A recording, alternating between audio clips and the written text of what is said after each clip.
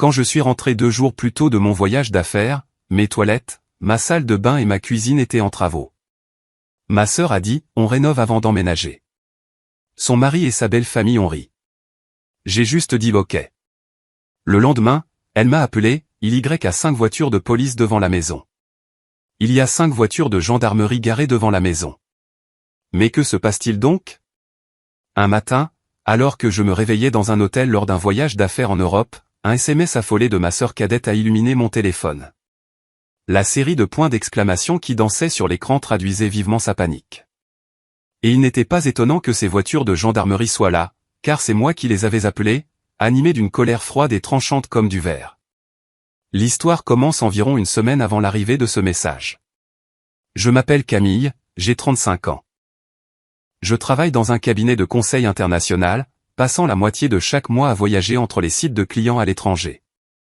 Je jongle avec plusieurs projets d'envergure qui pourraient déterminer l'avenir de sociétés entières, travaillant parfois sans relâche sur l'analyse et la stratégie. C'est une carrière que j'ai bâtie en sacrifiant mon sommeil et ma vie personnelle. Aussi difficile que soit le travail, il m'apporte un revenu conséquent et la satisfaction de ressentir de première main le dynamisme de l'économie mondiale. La maison en banlieue parisienne que j'ai achetée il y a quelques années était le couronnement de mes efforts et mon unique sanctuaire. De hauts plafonds, de larges fenêtres ensoleillées et des intérieurs unifiés par des matériaux minimalistes mais chaleureux. Chaque détail était une pièce de la forteresse que j'avais construite de mes propres forces, intouchable par quiconque. Pour quelqu'un comme moi, constamment à la dérive dans des hôtels stériles à travers le monde, cette maison remplie de la chaleur du bois et de l'art que j'aimais était le seul endroit qui me permettait de redevenir simplement Camille. J'ai une sœur, de 3 ans ma cadette. Depuis l'enfance, nous étions le jour et la nuit.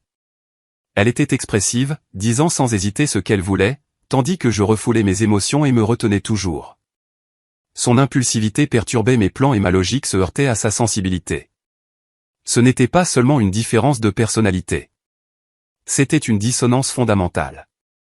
Lorsqu'elle a épousé tôt son petit ami de longue date, son mari et ses beaux-parents sont entrés en scène, et notre relation est devenue encore plus distante.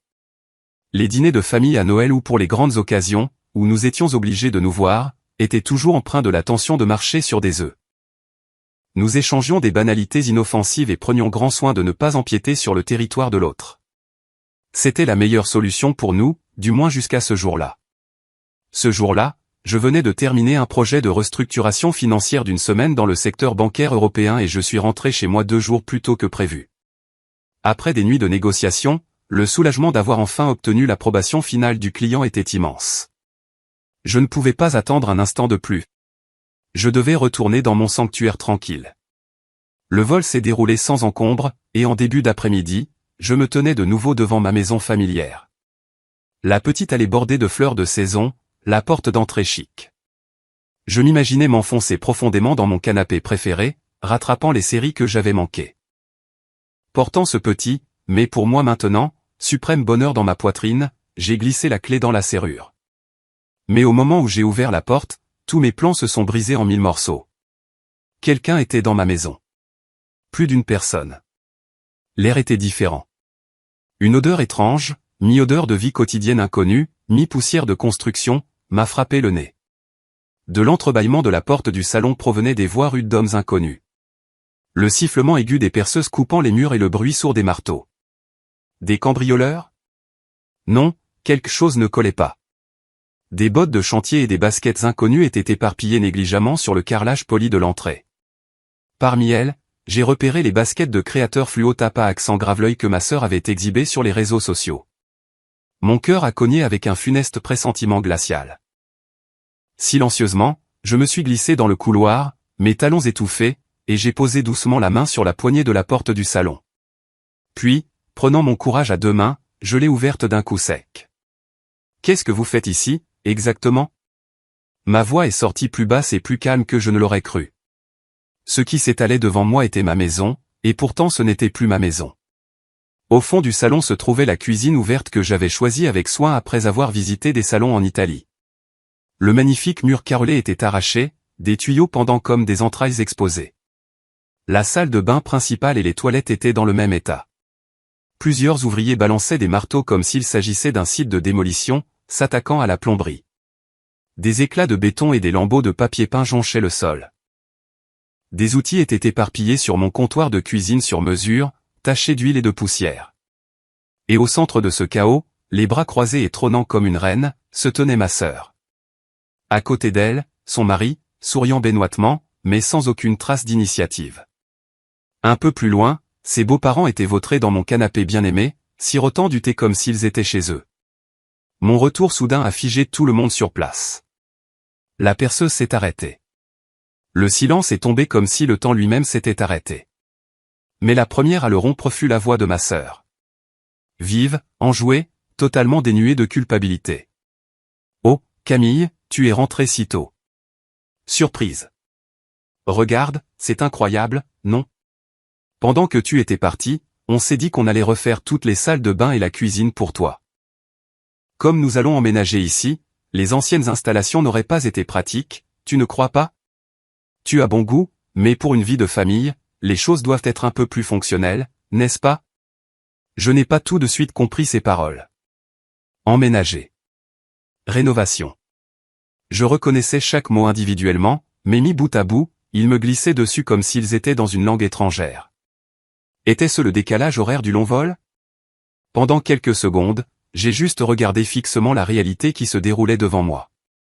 Des tuyaux apparents, des gravats éparpillés sur le sol, et pire que tout, mes propres parents détruisant ma propriété tout en se comportant comme s'ils en étaient les propriétaires. La colère a commencé à monter du plus profond de moi, comme le magma du noyau terrestre. Et étrangement, je la sentais avec une clarté glaciale. Camille, ne reste pas plantée là. Viens t'asseoir.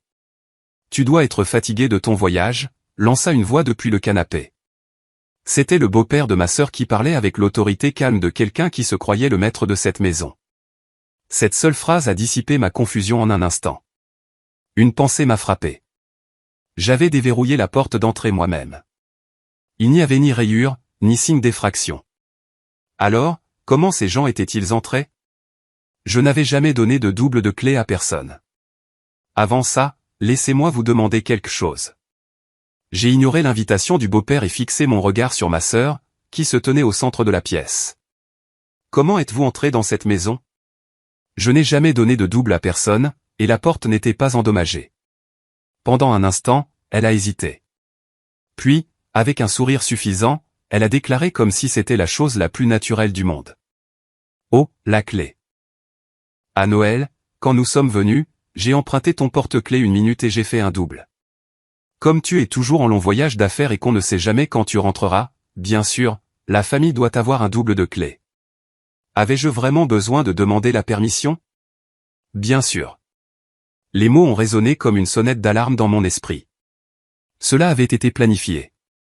Ce n'était pas un acte impulsif. C'était une invasion délibérée et soigneusement préparée de mon sanctuaire, programmée pour mon absence. Cette prise de conscience a transformé ma colère en une résolution glaciale. Je me suis d'abord tourné vers les ouvriers, qui me regardaient avec malaise. Ils n'étaient pas en faute. Ils étaient probablement aussi des victimes. Excusez-moi, mais qui exactement vous a engagé pour ce travail? Ma voix était égale, dépouillée d'émotion, le ton des affaires. L'homme au casque, apparemment le chef de chantier, s'est déplacé inconfortablement et a désigné ma sœur. C'est cette dame. Elle a expliqué que la propriétaire, sa sœur, était absente pour de longs voyages d'affaires, alors elle commandait la rénovation en son nom. J'ai hoché lentement la tête, puis j'ai parlé avec une finalité tranchante. Je vois. Merci. Mais la propriétaire de cette maison, c'est moi, Camille. Je n'ai jamais autorisé de rénovation. Quel que soit le contrat que vous avez reçu, en tant que propriétaire légal, je vous ordonne de cesser immédiatement tous les travaux et de quitter cette propriété. Considérez ceci comme un ordre formel. Vous recevrez le salaire de votre journée et une compensation pour le désagrément plus tard. Mon ton autoritaire ne laissait aucune place à la discussion. Les ouvriers ont échangé des regards, puis ont éteint timidement leurs outils électriques. Et, qu'est-ce que tu racontes, Camille? Je leur ai dit que c'était bon, donc c'est bon, a crié ma sœur. Je n'ai plus pris la peine de répondre à ces jérémiades. Mon regard s'est déplacé froidement vers les 4 d'entre eux. Les intrus. Et quant à vous, ce n'est pas votre maison. C'est la mienne. Pourquoi êtes-vous ici? Pourquoi détruisez-vous ma maison sans ma permission? Que quelqu'un m'explique avec des mots que je peux réellement comprendre. Pourquoi t'emportes-tu comme ça? On est une famille. Sois un peu coulante. C'est encore le beau-père qui a pris la parole. Famille. Il a prononcé ce mot comme si c'était son droit, bien qu'il n'ait aucun lien de sang avec moi, bien qu'il ne m'ait rencontré qu'une poignée de fois. Si ces mots venaient de mon vrai père, peut-être aurais-je écouté un instant. J'aurais peut-être ressenti de la tristesse ou de la déception, mais pas ce rejet viscéral instantané. Mais cet homme était un parfait étranger. Le simple fait qu'il soit le beau-père de ma sœur ne lui donnait pas le droit de piétiner mon sanctuaire et de brandir le mot famille comme une arme. L'absurdité, l'arrogance pure ont poussé ma colère au-delà de son point d'ébullition. J'ai fixé mes yeux sur lui et d'une voix calme mais acérée comme une lame de rasoir, j'ai dit clairement, « Famille, s'il vous plaît, ne plaisantons pas. Avec tout le respect que je vous dois, vous n'êtes rien d'autre qu'un étranger pour moi. Et pourtant, vous êtes dans ma maison en train de me faire la morale. Je trouve cela incompréhensible. » À mes mots, le visage du beau-père est devenu d'un rouge colérique profond. Il semblait totalement incrédule face à ma réaction et d'une voix tremblante, il a continué. « La famille de mon fils a des difficultés financières. Ils ont dit qu'ils ne pouvaient même plus payer le loyer de leur appartement. Tu es toujours parti en voyage d'affaires et cette maison est si grande. Tant de pièces vides, alors j'ai arrangé les choses pour qu'ils emménagent. La plomberie était vieille, alors nous avons même commencé les rénovations par gentillesse. N'est-ce pas ce que fait la famille, s'entraider? Tu devrais être reconnaissante, pas en colère. Reconnaissante. Au moment où ce mot a frappé mes oreilles, le dernier fil de retenue en moi s'est rompu. Reconnaissante? Vous avez fait un double de clé, êtes entré dans ma maison sans permission et avez commencé à détruire ma propriété. Et vous vous attendez à ce que je sois reconnaissante? Votre sens de la normalité est complètement différent du mien. Ce n'est pas de la gentillesse ou de l'aide. C'est une violation de domicile pure et simple et une dégradation de biens malveillante. Sortez d'ici dans la minute où j'appelle la gendarmerie. J'ai sorti mon téléphone de mon sac à main et leur ai montré le numéro d'urgence. Le 17 sur l'écran. Cette action concrète a changé leur visage instantanément. L'arrogance qui était là quelques instants auparavant a disparu. Les beaux-parents ont commencé à cracher des insultes. Ingrate. Je n'aurais jamais cru qu'elle serait si froide. Le mari de ma sœur restait là, agité et paniqué. Et ma sœur me fixait avec des yeux pleins d'un désespoir total et d'une haine ardente. Après les avoir regardés partir en marmonnant, je me suis retourné vers les ouvriers et j'ai officiellement mis fin à leur contrat. Le chef de chantier, voyant la situation, était mortifié. Je lui ai remis assez d'argent liquide sur le champ pour couvrir le salaire de la journée et le dédommagement, j'ai promis de transférer la pénalité formelle à leur entreprise plus tard, et je les ai fait partir poliment. Je voulais que ces étrangers sortent de mon sanctuaire le plus vite possible. Une fois seul, la maison est retournée à un silence de mort, mais ce n'était plus le sanctuaire que je connaissais. Les murs arrachés, les gravats éparpillés et l'atmosphère désagréable laissée par les intrus le montraient clairement. Le jour même, j'ai appelé un serrurier. J'allais remplacer toutes les serrures de la maison par les dernières serrures numériques qui ne peuvent être ni crochetées ni dupliquées. Ensuite, j'ai contacté la plus grande société de sécurité du pays. J'ai souscrit sans hésiter à toutes les défenses imaginables. Des caméras de surveillance équipées d'une IA couvrant tout le périmètre, des capteurs d'intrusion haute performance sur chaque fenêtre et porte, et un système d'alarme surveillé 24 juillet directement relié à la gendarmerie.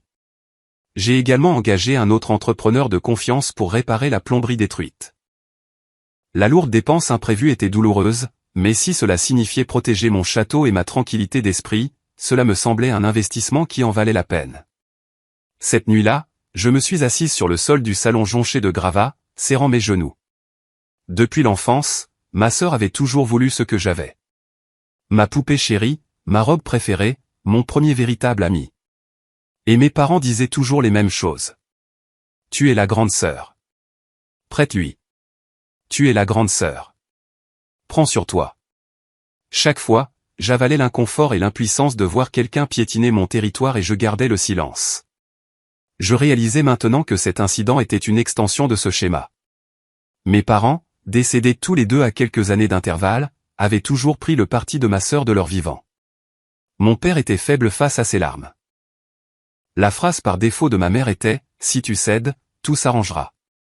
Avec leur disparition, l'équilibre faussé qui avait maintenu notre dynamique fraternelle avait disparu, et les exigences de ma sœur avaient explosé sans limite, et je n'avais plus aucune raison ni besoin d'avaler l'injustice. Il ne restait plus personne à consulter, plus de parents sur qui compter. C'est pourquoi je devais défendre cette maison de mes propres forces. Mais je n'étais plus une enfant.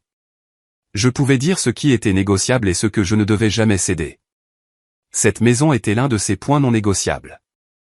Quelques jours plus tard, exactement comme je l'avais prévu, ils ont lancé une deuxième vague. Pas une attaque physique cette fois, mais une campagne plus insidieuse visant à saper ma réputation sociale. D'abord, il y a eu des appels de parents éloignés. Camille, j'ai entendu dire que la famille de ta sœur avait des problèmes, n'est-ce pas? Ils ne peuvent pas payer leur loyer et sont sans abri. Ta maison est vide, n'est-ce pas? Pourquoi ne les aides-tu pas un peu? Après tout, c'est ton sang. Il était clair qu'ils avaient concocté une histoire qui les arrangeait et la propageait dans la famille. J'étais la sœur cruelle et sans cœur. Ils étaient les victimes fragiles. Puis des appels silencieux anonymes ont commencé à arriver jour et nuit. Sur les réseaux sociaux, des publications moqueuses apparaissaient presque quotidiennement sur les comptes de ma sœur. Des remarques acerbes destinées à me piquer. Chaque fois que j'en voyais une, je me dépouillais de toute émotion, prenais une capture d'écran, notais la date, l'heure et l'URL, et les sauvegardais méthodiquement dans un dossier intitulé « Épreuve ». Et j'ai désactivé toutes les notifications de leur compte. Je refusais de laisser leurs paroles s'immiscer dans ma vie et contaminer mes pensées. Cela ne signifiait pas que j'avais complètement coupé la communication. J'anticipais qu'ils pourraient un jour envoyer un message qui les impliquerait de manière décisive, et je voulais être prête. Pendant ce temps, leurs appels et messages continuaient comme une tempête, mais je refusais de répondre à un seul d'entre eux. Je n'avais aucun intérêt à écouter leurs arguments. Toute possibilité de dialogue avait pris fin au moment où ils avaient détruit ma maison. Après avoir fini de construire les défenses physiques et résister à leurs attaques psychologiques, un calme étrange s'est installé sur ma maison. Des semaines ont passé dans un silence si troublant qu'il ressemblait au calme avant la tempête. Je ne croyais pas qu'ils avaient abandonné. Ils attendaient simplement que je montre une faiblesse. J'ai gardé ma garde et me suis préparé pour un autre voyage à l'étranger. Le matin de mon départ, j'ai vérifié le système de sécurité à plusieurs reprises pour m'assurer qu'il fonctionnait parfaitement. Les images étaient diffusées de manière nette sur l'application de mon téléphone. Les caméras couvraient chaque angle de la maison sans aucun angle mort. Les détecteurs de mouvement étaient réglés sur une sensibilité maximale. Emportant une légère inquiétude, j'ai de nouveau quitté le pays pour le travail. Et le jour que le destin attendait est arrivé une semaine après le début de mon voyage, en pleine nuit. C'est arrivé juste après que j'ai terminé la vérification finale des documents pour une présentation importante le lendemain dans ma chambre d'hôtel à Londres, et que je me sois enfin couché. Mon téléphone a commencé à vibrer violemment, accompagné d'une sonnerie d'alarme stridente. C'était une alerte d'urgence du plus haut niveau de l'application de sécurité que j'avais installée. Avertissement, accès non autorisé détecté à la porte du garage. Avertissement, capteur de mouvement dans le jardin déclenché. Un choc glacial m'a saisi la poitrine comme de l'eau glacée. J'ai sauté du lit, cherchant à tâtons de mes mains tremblantes pour passer l'application en mode caméra en direct. Sur l'écran, dans un monochrome infrarouge sinistre, un cauchemar se déroulait. Comme je m'y attendais, c'était ma sœur et son mari. Avec des doigts tremblants, j'ai appuyé sur le bouton d'enregistrement. Vêtus de vêtements sombres comme un couple de cambrioleurs professionnels, ils rôdaient dans mon jardin avec une lampe de poche. Ma sœur se battait avec un pied de biche contre une fenêtre tandis que son mari tirait violemment sur la porte du garage. Le microphone de haute qualité de la caméra a capté leur conversation chuchotée avec une clarté effrayante. Elle a changé les serrures, cette garce. Cette fenêtre ne s'ouvre pas non plus. Elle a mis de nouvelles serrures renforcées. Merde. Alors on n'a plus qu'à briser la vitre. Fais-le doucement. Ce n'était plus un conflit familial. Avec le pied de biche comme arme, c'était un crime malveillant prémédité. Quand ils ont visé la grande baille vitrée du salon et que ma sœur a levé le pied de biche, j'ai écrasé mon doigt sur un autre bouton de l'application. L'icône rouge vif qui activait le système d'alarme. L'instant d'après, une sirène assourdissante a hurlé depuis ma maison. Tous les projecteurs se sont allumés d'un coup, et le quartier plongé dans le noir s'est illuminé comme en plein jour. Sur la vidéo en direct, les intrus se sont figés de panique, puis se sont dispersés comme des araignées effrayées, et tout cela a été capturé comme preuve irréfutable sur mon téléphone. Prenant une profonde inspiration, j'ai calmement composé le numéro de la brigade de gendarmerie locale qui couvrait mon quartier. Bien qu'il s'agisse d'un appel international, j'ai expliqué la situation, envoyé la vidéo enregistrée à l'adresse qu'ils m'ont donnée, et j'ai été stupéfaite de la rapidité de leur intervention. Quelques heures plus tard, alors que l'aube se levait sur Londres, le message est arrivé. Il y a 5 voitures de gendarmerie devant la maison. Mais que se passe-t-il donc? C'était ma sœur, affolée. J'ai répondu froidement, chaque mot choisi avec soin. Oh, tu n'étais pas au courant. La nuit dernière, des cambrioleurs ont essayé d'entrer chez moi. J'ai simplement signalé le fait à la gendarmerie. On vit une époque terrifiante. Tu ferais mieux de vérifier tes propres serrures aussi. Bien sûr, je savais parfaitement quelle était l'une de ces cambrioleurs. Son message n'était rien de plus qu'une tentative désespérée de nier la froide réalité de l'arrestation. J'ai immédiatement changé mes plans et réservé un vol de retour. Au moment où j'ai atterri à l'aéroport local, la nouvelle m'était déjà parvenue. Ma sœur et son mari avaient été arrêtés pour violation de domicile, tentative de dégradation de biens et entrée par effraction. L'appel venait de Maître Dubois, l'habile avocat d'affaires que j'avais engagé avant de partir. Il avait pris mon cas par intérêt personnel. Malgré le décalage horaire, je suis allé directement de l'aéroport au cabinet de Maître Dubois. Son cabinet était situé dans un emplacement de choix en centre-ville, l'atmosphère y était calme et pesante. Il a projeté ma vidéo sur un grand écran et l'a analysée avec une précision froide. C'est une preuve parfaite. Le niveau de planification ici et le fait qu'ils avaient un pied de biche font de cela bien plus qu'une querelle de famille. C'est une tentative de cambriolage aggravée en réunion. Sur le plan pénal, ils sont dans une position très faible. Puis il a tourné son regard perçant vers moi. Camille, quel est votre objectif ici? Voulez-vous les envoyer en prison, ou voulez-vous qu'ils sortent de votre vie pour de bon? La deuxième option. Ma réponse a été immédiate. Mon seul souhait est une paix complète. Je n'ai aucun intérêt à ce qu'ils soient punis ou non par la loi. Sur cette base, Maître Dubois et moi avons élaboré une stratégie d'accord à l'amiable méticuleuse. Bien sûr, en quelques jours, l'avocat de la partie adverse nous a approchés avec une proposition d'accord. S'ils obtenaient un casier judiciaire, le mari de ma sœur et son beau-père perdraient leur emploi. Leur vie serait effectivement ruinée. Quand ils ont réalisé que ni les larmes ni les menaces ne fonctionneraient, la négociation était la seule option qui leur restait. Maître Dubois m'a rapporté, presque avec incrédulité, les affirmations scandaleuses qu'ils ont faites au cours du processus. Que c'était un acte inévitable parce que j'avais manqué à mon devoir de sœur aînée de les soutenir. Que je devais les dédommager de plusieurs milliers d'euros pour de soi-disant frais de rénovation. Chaque rapport me laissait au-delà de la colère, secoué plutôt par l'impudeur de l'auto-justification humaine. Maître Dubois a démantelé chaque affirmation avec un calme chirurgical, utilisant la preuve vidéo comme notre atout inattaquable. Toute nouvelle demande déraisonnable fera échouer ces négociations. Cela signifie un procès en bonne et due forme. Et si nous en arrivons là, nous diffuserons cette vidéo. De quel côté pensez-vous que la société se rangera alors? Après des semaines de va-et-vient, ils ont finalement retiré toutes leurs exigences et ont accepté nos conditions dans leur intégralité.